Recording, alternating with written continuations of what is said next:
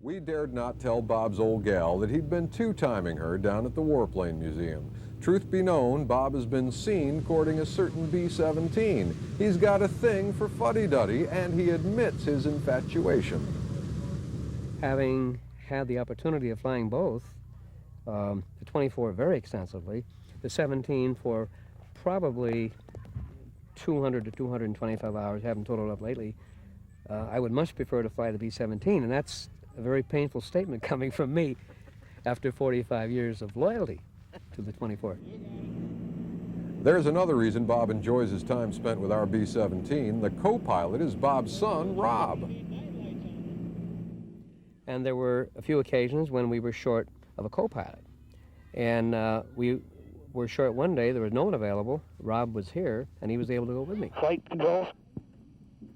Free and correct. Radio switches. Off. Landing gear switch. Neutral. Fuel firewall shut off. Open. Ignition master.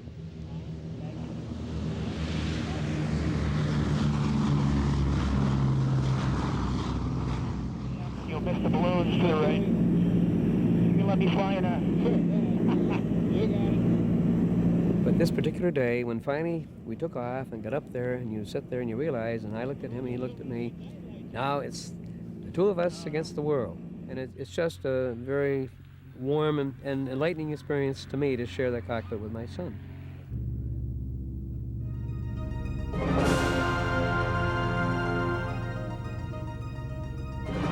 Every World War II bomber conjures a certain fascination, but none can rival the magic of the Boeing B-17.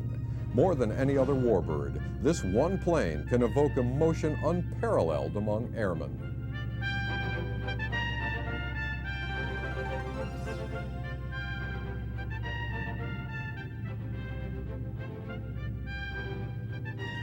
The presence of these planes jogs the memories of former pilots and crews.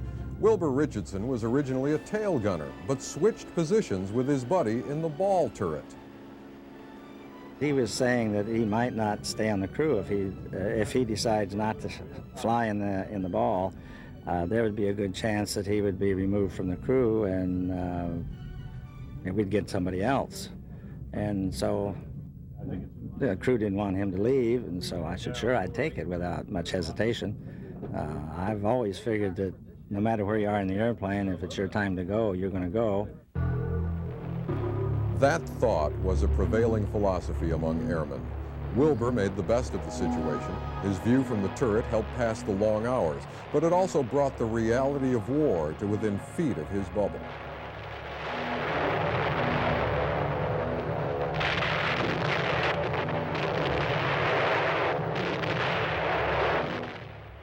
Especially when you see an airplane in front of you getting the heck shot out of it and disappear sometimes. I saw two just up and disappear one time. Oh, man. Yeah, it was on bomb run, and the bombs hadn't dropped, and they must have gotten a direct hit, and they just disappeared. There were no small pieces at all. And, you wonder, when, is it our turn next? There wasn't a crew member or pilot who didn't witness the recurring scene. Tail gunner Charles Coleman experienced it. We got to the target, and we made our IP to come back over to target. We don't know where they came from. We had no indication of them at all. They weren't even supposed to be there that day, according to the intelligence. But they came out of the clouds, and we were at the tail end of the pack, and they were all over us.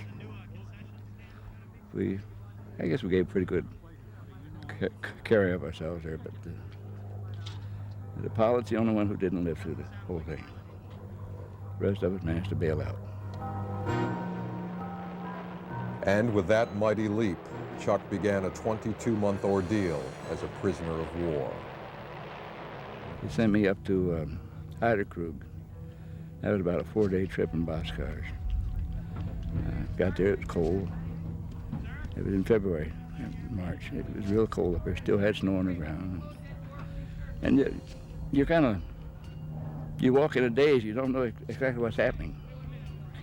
You see other guys there that had been prisoners for a longer period of time, and they try to make life easier for us, which I guess they did really. But I never gave up hope. Neither did Don Boyd, also a tail gunner. His experience parallels Chuck's. Our guards that guarded us were old men. My God, we had one, we used to call them BBIs. Did you think they carried ammunition or guns? I never knew. I never knew I when didn't to either, shoot. but I wasn't going to find out. I never knew when to shoot. Chuck was 19 years old when taken prisoner. Don was 20. But we had those stooges, we called them, walked around all the time with blue overalls on. They could, told you they didn't understand English, but they listened well. They reported everything you said. They were all looking out for people who were trying to dig a tunnel to escape. But a lot of guys did try.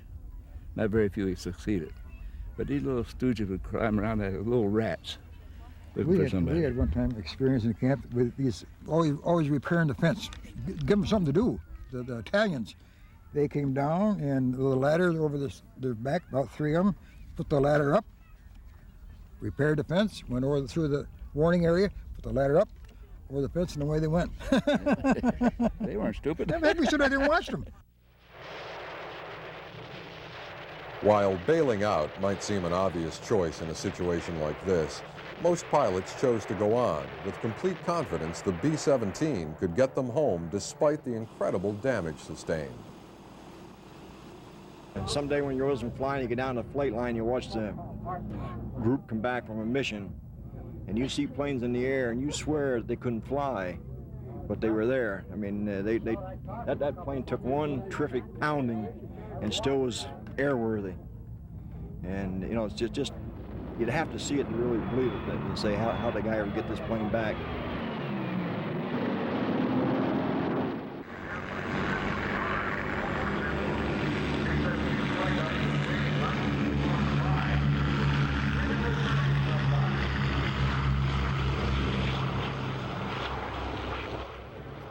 Few planes in the relatively short history of aviation have captured American sentiment like the Boeing B-17. The initial model was rolled out for public display on July 17, 1935. On seeing its sheer size, streamlining, and prominent gun positions, one reporter was moved to write of a 15-ton flying fortress, and the name was quickly adopted by Boeing. The United States of America was suddenly and deliberately attacked by naval and air forces of the Empire of Japan. The attack yesterday on the Hawaiian Islands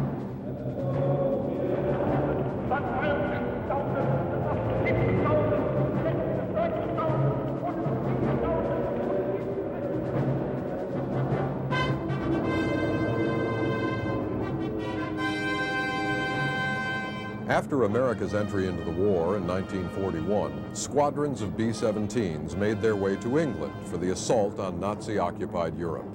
Army Air Corps strategists had long professed the belief that precision strategic bombing could bring the German war machine to a grinding halt. But carrying out this theory proved to be a formidable task.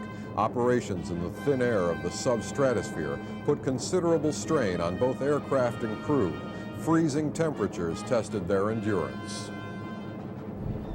Minus 30 was a warm day, minus 70 sometimes, so you're very cold. I drank a Coke before I went up. The flight was canceled, or almost canceled, and we went up. We got up there and that Coke started working, and it all come up, and it froze. And the inside of that ball was like the inside of a refrigerator. That froze. When it got down about 8,000 feet, it thawed. Then he wanted out. And you think we didn't have a good ground crew? They had to clean it up. In the 25 years since the end of World War I, German anti-aircraft and fighter units had improved their skills considerably, making a bomber run into occupied territory extremely hazardous. We never knew whether fighters were going to hit you or not. We were always really anxious to find out what was coming up, and occasionally some would come at you. But the anticipation would get you sometimes, you know, wondering whether or not they were going to hit your group or not. And then, of course, the long ride into whatever target it was, if it was into Germany or deep into France, you're always wondering whether the airplane is going to stay together in the next flak burst or not. And it was really somewhat uptight, wondering just how things were going to go. And you pick up a fighter, and then what goes through your mind? What are you thinking, and what happened? If a fighter comes at you, you say, well, is it going to be me or him? And you just blast at him, and he blasts at you, and you think, I hope it's not this time. In the early stages of the conflict, Allied fighters did not have the range to cover the bombers all the way on deep penetrations. So the B-17s and B-24s were on their own, flying in tight combat box formations for protection as well as for improved bombing results. The bombers were harassed by waves of Messerschmitt 109s and Focke-Wulf 190s.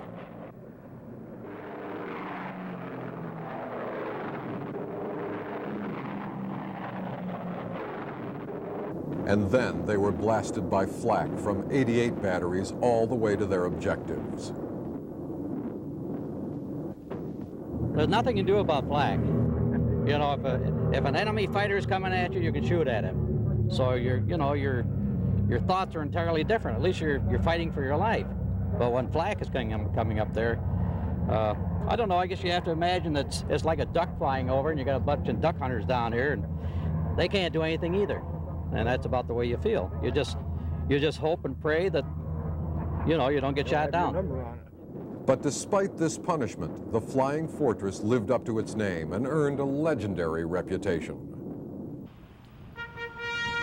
It is almost inconceivable when you realize that out of the 16,000 bombers produced, only 10 still fly, and 5 of them are here.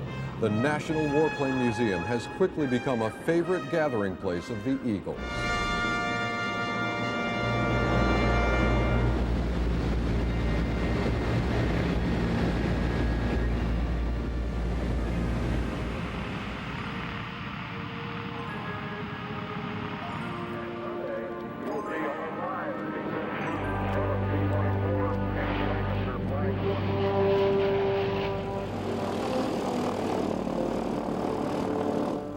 Just as the pilots look forward to their reunions, couldn't it be possible that the planes do too? Old friends like Sentimental Journey and Texas Raiders joined Fuddy Duddy at her hometown airstrip. They traveled across the country to get here. David Talachay's bomber had recently been repainted as Kathleen to play a role in the remake of Memphis Belle, filmed earlier this year in England.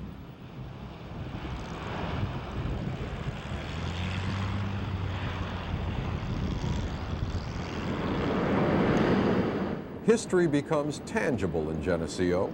The museum provides us with a show that's much more than a fancy aerial display.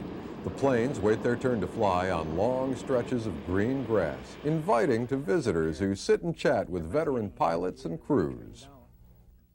Hey, some kids, that's what I like to see. First of all, you can see I have a love for this airplane. Where else am I going to see them?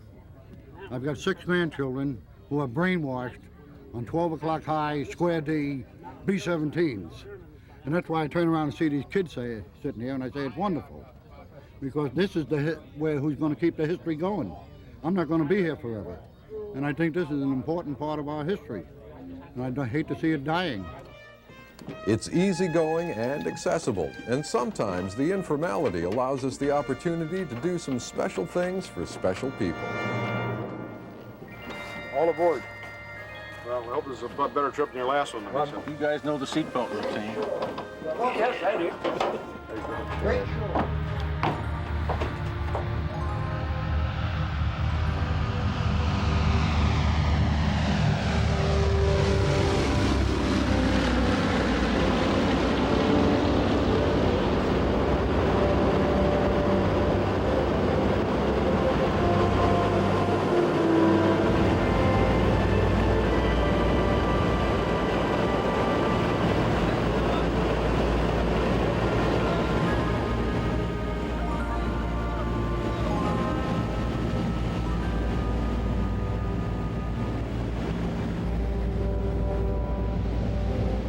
In just a while, the rest of the 17s would go up, and the Liberator, and the Avro Lancaster.